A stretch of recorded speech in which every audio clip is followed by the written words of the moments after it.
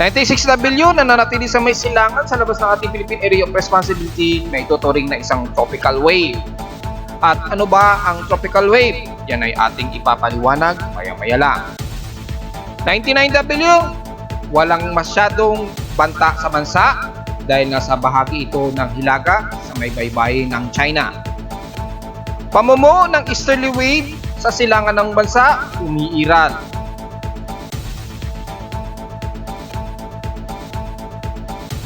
At asahang mga pag-uulan sa bansa, lalo na sa bahagi ng Mindanao, epekto pa rin ng surface trough, alamin.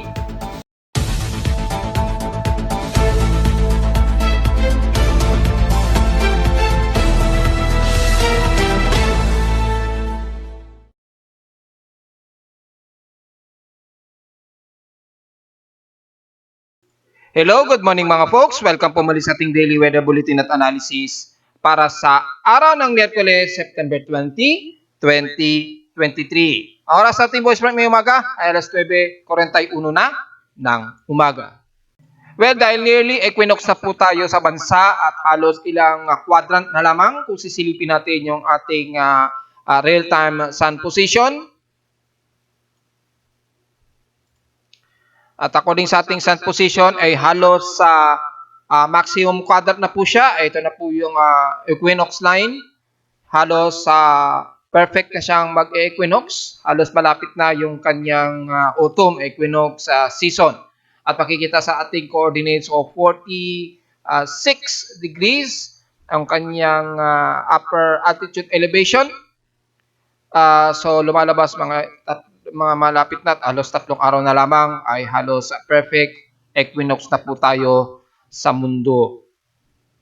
Samantala, within 2 hours ago ay nakaranas ng mga ilang pagkulog at pagkilat sa bahagi ng Ilocos Norte, diyan sa may baybayin ng Bigan ay at diyan sa bahagi rin ng bandang kalurang parte ng Visayas, patuloy pa rin na umiiral ng mga kalat-kalat na pag-ulan. Pero dun sa bahagi ng Central Luzon kasama na ang NCR at ilang parte ng Calabarzon ay makakaranas muna ng medyo maalinsang panahon, pero pagsapit muli ng hapon ay magkakaroon na naman ng dynamically na mga kalat-kalat na pag-ulan at mga localized thunderstorms, especially mga moderate at kadalasang violent rain showers. Dahil gaya na aking paliwanag, stationary na unti-unti na kasing nagpapalit ang ating klima dahil sa papalapit na autumn equinox. Sa current conditions, overcast, gloomy, at partly tumusi cloudy at medyo hazy pa rin umiiral sa atin dito sa Metro Manila. At umiiral na naman ang ating thermal inversion dito sa Metro Manila at ilang karatig Luzon. So medyo magmas pa rin dahil mataas at medyo umiiral na naman ang moderate to unhealthy na air quality natin, lalo na dito sa amin sa Caloocan City at ibang bahagi ng Metro Manila. Na ang air concentration so far at 30.02 micrograms per cubic meter, in particulate matter 2.5. So ibig sabihin na naman mababa na naman ang altitude ng air pollution natin. Medyo natatrap na naman siya dito sa atin. Kaya mukhang bad news na naman ito sa mga lumalabas. Maganda na lamang medyo magmas na lamang po tayo para maiwasan ang pagkairita ng ating lalamunan dahil masama po ito sa kalusugan. So far, hazy nga po tayo at may mga pagkakataon na may pagsikat muna ngayong umaga. So asahan ang medyo humid at maalinsangan dito sa Metro Manila base sa aking weather station sa Caloocan City at nakikita naman sa ating real-time CCTV snapshots. Sa lowest temperature na naitala na aking weather station kaninang 3:52 AM ay nasa lowest of 26 degrees Celsius. Kahapon nakapagtala kami ng maalinsangan pa rin at 33.7 degrees Celsius. Kahapon ito ng hapon, 1:06 PM. Ibig sabihin, mataas din ang heat index na nasa 45.8 degrees Celsius. Ang aming init mandama sa Caloocan City. So asahan sa Metro Manila. At kung ipagtatabi uli natin kay Pag-asa sa mga weather stations nationwide, since kahapon ng September 19, 2023 ay nangunguna sa may pinakamataas ng init mandama ang Katanman Northern Samar, na nasa 45 degrees Celsius ang temperatura o init pandama sa lugar. So nananatili pa rin sa silangang bahagi ng bansa ang mas mainit na temperatura. Well, naghalo na rin ang epekto ng maximum temperature na epekto ng El Nino. Sa ating peak extremes, in past 24 hours, nangunguna naman sa may pinakamalinsangan ang Tuguegarao na nasa 35.2 degrees Celsius ang temperatura sa kanila. At sa lowest temperature naman sa bansa sa Baguio City ay stationary lamang at 17.4 degrees Celsius. Sa Inola naman, ganun din sa Baguio City, nangunguna sa may pinamataas na ilunan so far at 35 millimeters ang total rainfall. At kahapon dito sa Metro Manila, dito sa amin sa Caloocan, ay nakapagtala lamang kami ng 2.1 millimeters ang total rainfall. So, sa loob ng isang linggo ay nasa total of 40.5 millimeter lamang ang total na ulan. At halos magkakatapusan na ay ang buong September rain total namin ay nasa 295.8 millimeters lamang. Nangangahulugan naman na way below normal ang total rainfall. At kung titingnan natin sa ating vegetation and drought at rainfall total sa araw-araw at buong buwan ng September, makikita natin ay way below normal po, kabilang na dito sa bahagi ng Metro Manila. May ilang bahagi na medyo near normal sa may bahagi na ito ng Central Luzon hanggang sa may bandang Pangasinan. Well, medyo normal lamang, so medyo balanse. At the rest ay halos way below normal pa rin ang inaasahan na pag-ulan. Pero dito sa ating daily September rainfall, makikita na medyo nag-aabab total rainfall ang bahagi nito sa may bandang Cagayan na Valley or dito sa may bandang Apari. Sa bahagi naman ng Visayas ay ilang parte ng Panay Island at Negros Region. Sa may Mindanao naman sa bahagi nito ng Davao Region, dito sa bahagi ng Agusan del Sur or parte ng Compostela Valley hanggang dyan sa may bandang kaduduluhan ng bandang Katiil or dito sa may bandang Mati. Medyo above average rainfall o normal to above average rainfall ang naging recorded according sa daily record ng aking monthly rainfall analysis dito. So, yung kung titingnan natin sa everyday na basehan natin ay mababa o way below normal ang ating total rainfall kung titingnan natin sa total na pag-ulan. Ayan, way below normal ang total rainfall kung pagbabasehan natin ng araw-araw. At since September 18 ay ilan lamang sa mga medyo nagkaroon ng above average dyan sa dulo nga ng bandang Negros Region at ilang parte ng Pangasinan. And the rest ay way below normal kasama ang Metro Manila at ilang parte ng Cagayan Valley. So kung susumahin natin sa halos sa buong month of September, medyo way below normal pa rin talaga ang total rainfall. Mangilan-ngilan lamang sa may Mindanao at extreme northern Luzon ang medyo nagno-normal to above average rainfall. Samantala ay nanatili pa rin nasa moderate itong Simayon Volcano. So obserbahan pa rin natin, inasahan pa natin mayroong mga magmatic thermal intrusion, yan Simayon. So malamang stationary pa rin yung pagdados-dos nito sa may bandang southeastern Misi at Guli. So ingat na lamang sa mga kababayan natin. Asahan tuloy-tuloy yan. At inulit ko maganda po yan para at least hindi masyado naiipon ang pressure sa magma chamber ni Mayon. Normal na siguro yan nating may tuturing na naglalabas ng magma itong si Mayon para lamang maibsan yung posibilidad o bumaba ang posibilidad ng biglang total eruption. At sa ating high tide and low tide ay kasalukuyang low tide po tayo mga folks at level 5. So may 4 hours and 30 minutes pa to high tide sa may bandang Manila Bay. So layo-layo muna sa mga mangingisda natin at since wala naman tayong nakataas na gale warning at mataas na alon ay malaya naman kayo makapaglalayag ng medyo malalayo muna sa Manila Bay and antay na lamang kayo after mga 4 hours and 30 minutes. Nabanggit na natin na mataas ang ating air quality o nasa moderate air concentration, magmask na lamang po ng N95 mask kung maaari. Sa mga biyahin ngayong kaligitnaan ng linggong ito ay sumikat ang haring araw kaninang 5:45 AM at inasang lulubog ito mamayang 5:54 PM. At ang ating waxing crescent ng sinag ng buwan nasa 24% illuminated na po. So pasok na po na ating ibabalita na si sikat ngayong alas 9:49 o 9:49 AM ito si sikat at inasang lulubog naman ito mamayang gabi 9:23 PM. At sa ating local weather outlook para ngayong Miyerkules at Huwebes ay nasa magiging maulap ang lagay ng panahon at mauulit-uli ang mga pagkulog at pagkidlat, typically moderate to violent thunderstorms at biglang boost ng malakasan ng ulan Especially doon sa may Metro Manila mga folks ha. So maghanda, pagdala na lamang ng payong dahil mamayang hapon ay expected na naman ang biglaang buhos ng ulan na may mga pagkidlat at pagkulog. Tsansa ng ulan, 81%. Bukas ganun din ha, stationary lamang ang mga mangyayari gaya ngayong araw. Pero ang tsansa na pag-ulan ay 86%. At sa ating today temperature forecast ay nasa 32 degrees Celsius ang pinaka-highest at lowest temperature expected ay nasa 27 to 26 degrees Celsius. Tako muna tayo sa ating ginagamit na satellite imagery for the weather analysis para ngayong araw. Makikita natin ang medyo maalinsangan ng ilang bahagi ng extreme low Luzon sa buong bahagi ng Cagayan Valley. Dyan sa may bandang Apari, kasama ng Cordillera Administrative Region. So, ang bahagi ng Tuguegarao ay expected muli ang mataas na alinsangan. So, huwag mo siya masyado munang magbibilada sa tindig sikat ng araw ngayong umaga. Pero asahan muli, gaya kahapon, magiging stationary ang mga forecast na magkakaroon ng mga localized thunderstorms pagsapit ng hapon unang gabi. Especially sa bandang kaluran ng extreme low zone mula dyan sa bahagi ng Vigan, pababa ng La Union at Pangasinan. Siyempre sa ilang areas ng Zambales, magkakaroon din ng mga ilang partly cloudy pero medyo maalinsangan muna ngayong umaga ha. Ganon din sa may silangang bahagi ng Luzon, dyan sa may Baler, Aurora at Isabela. Magiging maaraw at medyo maalinsangan muna. At humid po so wag masyadong magpapawis dahil mabagal ang pagtuyot ng ating pawis dahil po sa mataas na humidity despite na mataas din ang alinsangan.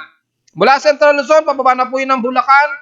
Kasama ng bahagi ng Angeles, Pampanga, pababa ng dyan sa bahagi ng Bulacan areas ay magiging partly cloudy lamang at maalinsangan ang panahon at humid din ang lagay ng panahon. Pero dahil kasi mula sa may Central Luzon, pababa kasi kasama ang Metro Manila at ilang bahagi ng Calabarzon ay medyo hazy nga po ang umiira sa atin. Dahil sa natatat na naman na pollution sa himpapawid, expected po na despite na medyo makulimlim, medyo maalinsangan pa rin ang ating mararamdaman maghapon. At despite na partly cloudy lamang, expected pa rin ang patuloy-tuloy na mainit na temperatura. Pero pagsapit po ng mga bandang hapon unang gabi, expected na naman ang mga localized moderate to violent thunderstorms.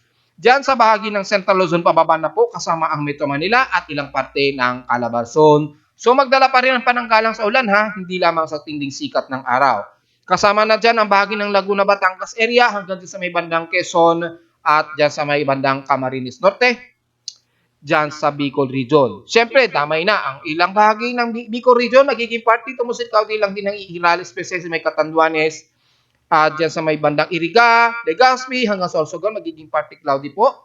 At kung mapapansin ninyo, medyo tropical wave po ang namumuo o easterly wave po ang umiiral ngayon sa may silangang bahagi ng bansa. At yan ay hindi masyado naibabalita ng mga ilang weather agencies natin at ng mga ibang weather vloggers. Ano ba yung tropical wave o easterly wave?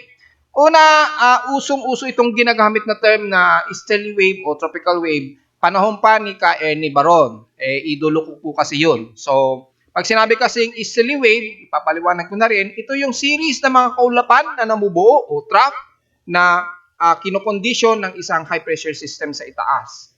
Typically po ang pamumuo nito kasabay ng isang pamumuo ng surface trough o intertropical convergence zone line dito malapit sa equator. Typically, ang Pilipinas ay malapit sa may equator at pinamumugaran o nililinyahan ng intertropical convergence zones.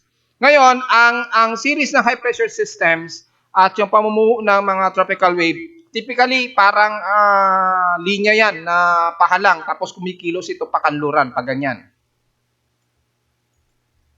So, yung tropical wave parang isa itong trough na series ng tropical wave na may low pressure area systems. So, para siyang mga, kung titingnan ninyo, para siyang mga pahalang na trough.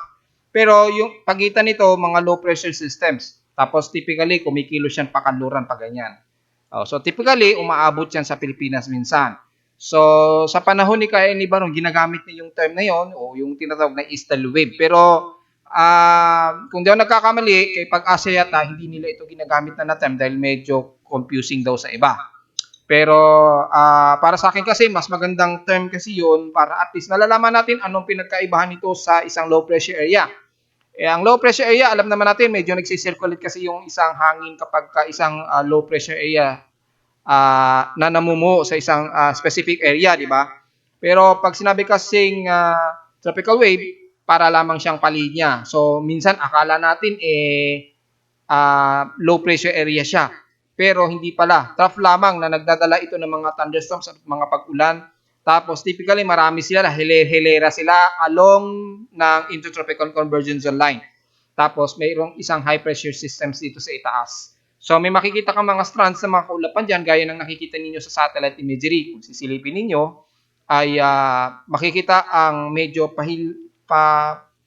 paalanganing slant yung kanyang trough. Yan, na may low pressure systems. So, kapag kaganyan kasi, naituturing ko yan as a tropical wave. So, minsan aakalaan natin isang low pressure area.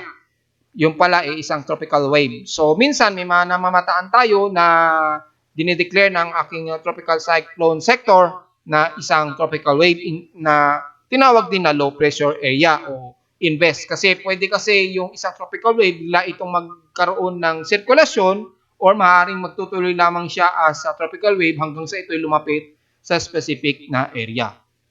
So by the way, ay mga balik tayo sa ating analysis ay yun nga po, yung pamumuno ng tropical wave dito sa may silangan ng bansa ay magdudulot yan ng pag-ulan. Karamihan yan sa silangang bahagi ng bansa, mga folks. At yung mga trough nito, lalo na dito sa may katimugang parte ng Mindanao, at umiiral ngayon nga ang ating tropical series ng Intertropical Convergence Zone na magpapaulan muna dyan sa bahagi ng silangan ng Mindanao, especially sa may katimugang bahagi ng Mindanao. At nakikita natin sa heavy rain infrared potential ay malakasan po ang mga pag-ulan na nararanasan ngayon dyan sa bahagi ng Mindanao at Davao Region. So sa mga kababayan natin sa may Davao City at ilang bahagi ng Compostela Valley, asahan po ang moderate to heavy rain showers dyan hanggang sa may Digo City. Kasama na ang bahagi ng General Santos City sa may Sorsogon areas, Sarangani, hanggang dyan sa may Governor Hinoroso, hanggang Panutukan, at nabanggit ko na nga po ang bahagi nga po ng Compostela Valley. Ingat po sa potensyal na pagbaha dahil epekto pa rin yan ng ating surface trap nang gagaling sa silangan. So asahan na tuloy-tuloy po kayo makakaranas yan ng malulupit na buhos ng ulan at potentially violent rain showers.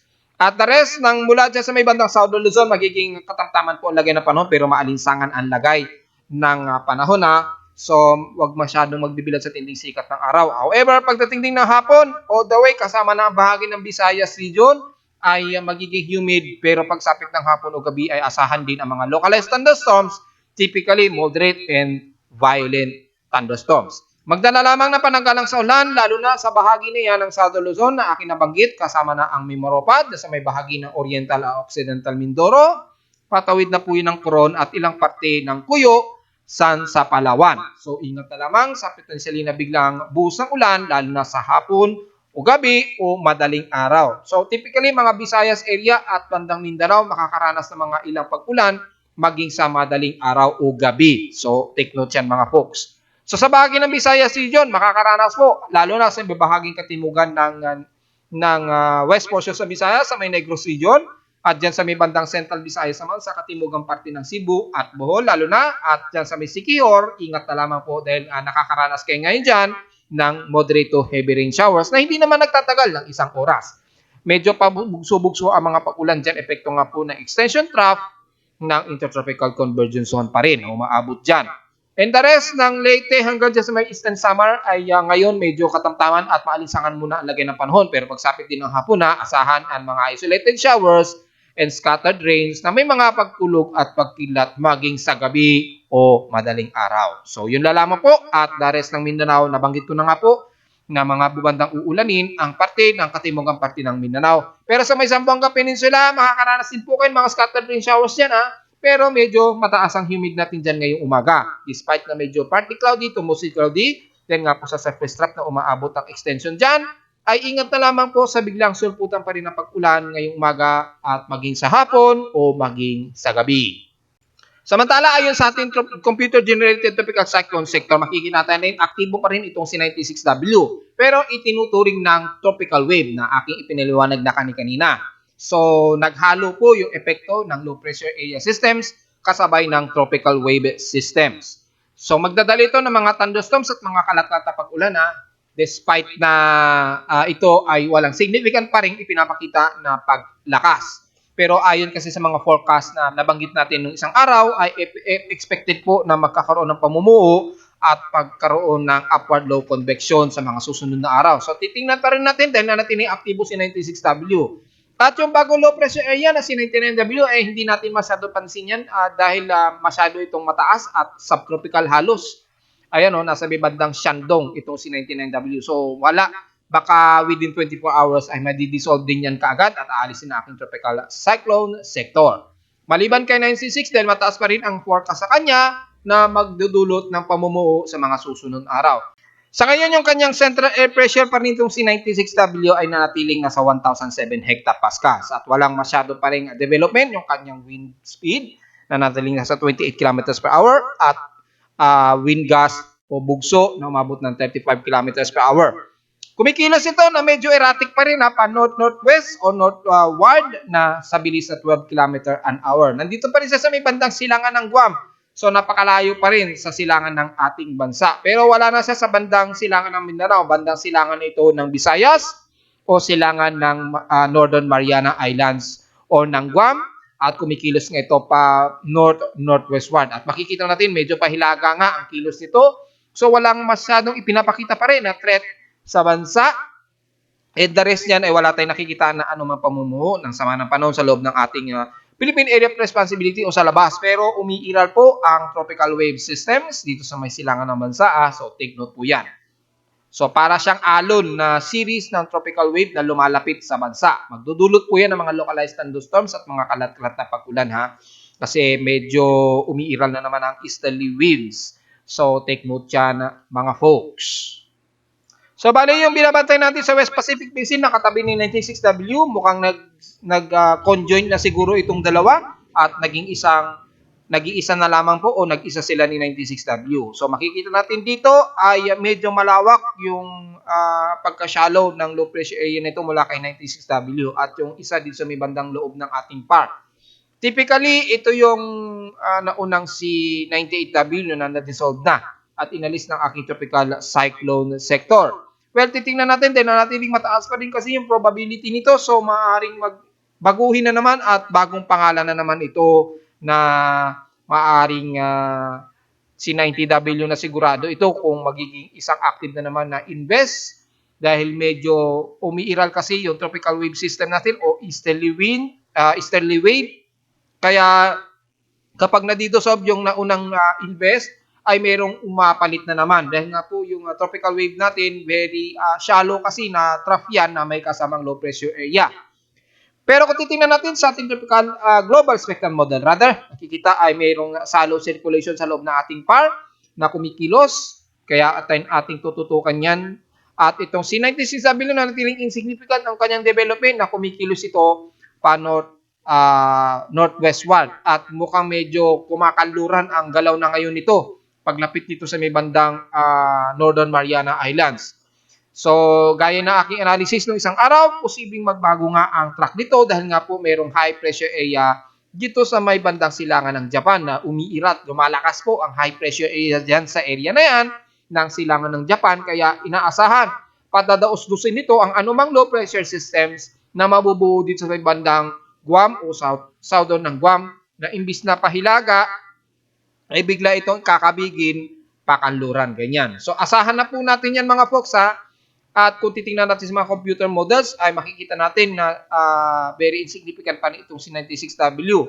At yung typical na isang bagong low pressure area daw na ipinapakita ng forecast track o forecast computer model si GFS, maging kay ECMWF, ganun din. Very insignificant pa rin yung development nito si 96W. So, hanggang this coming weekend, probably, ay mananatili sa ganitong senaryo siguro itong si 96W.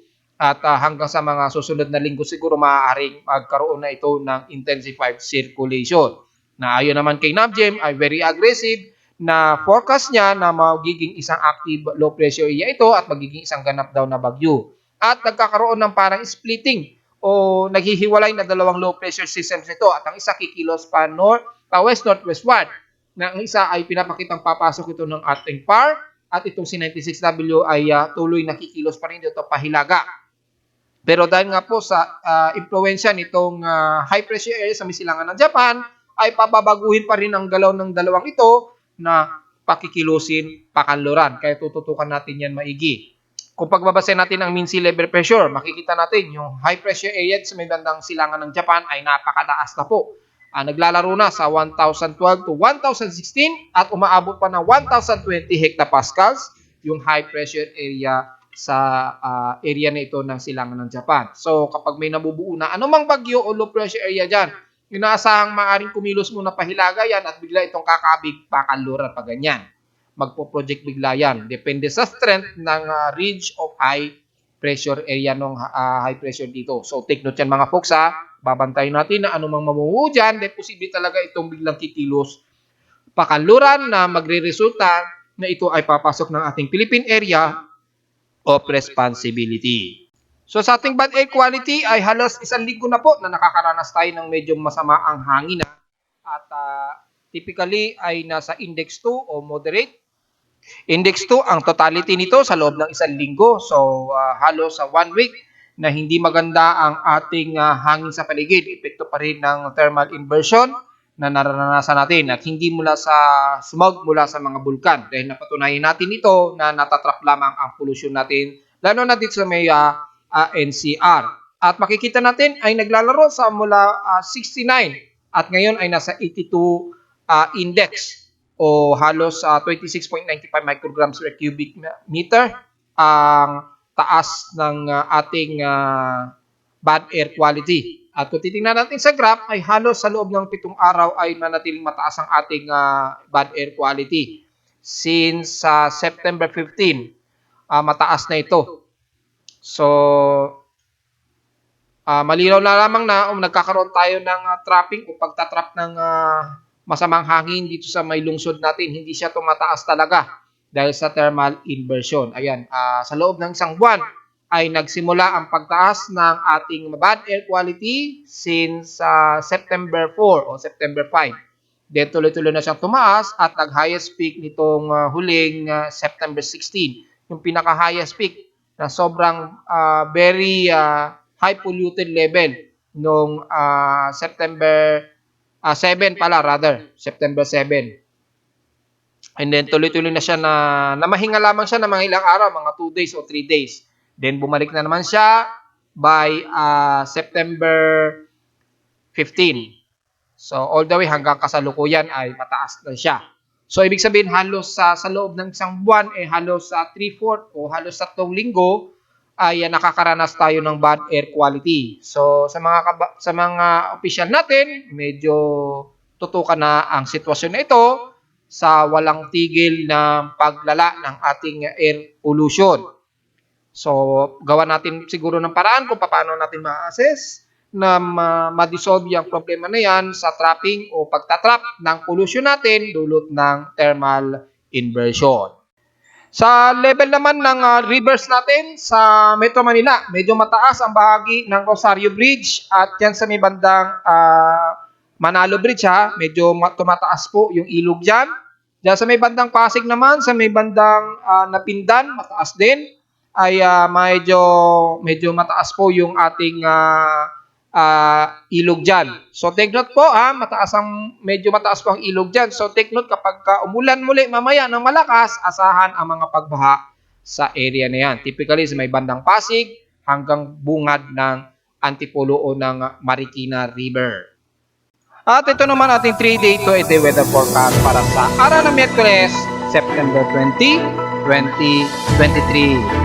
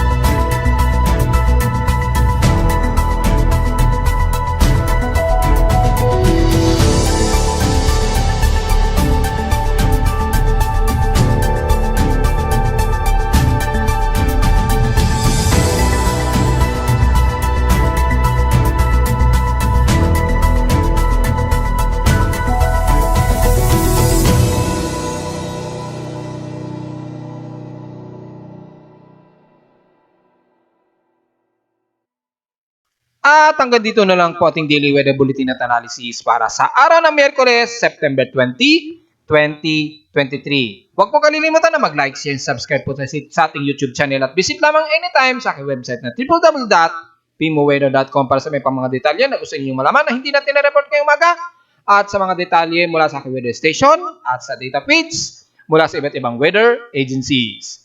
Maraming salamat po mga folks at magandang araw po sa ating lahat.